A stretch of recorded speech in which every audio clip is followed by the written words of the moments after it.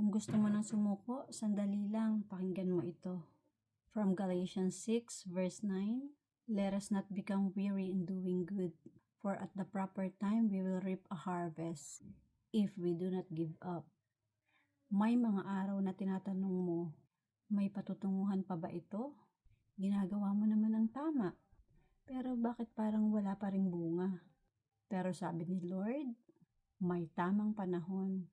Hindi sayang ang bawat sakripisyo, bawat luha, bawat dasal. Kung hindi ka susuko, aani ka. Hindi man ngayon, darating din. Tara, pray tayo. Lord, kapag nanghihina na ako, palakasin mo po ako. Tulungan mo akong magpatuloy kahit mahirap.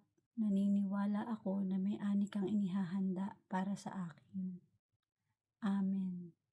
Huwag tayong susuko dahil ang Diyos ay tapat sa kanyang mga pangako.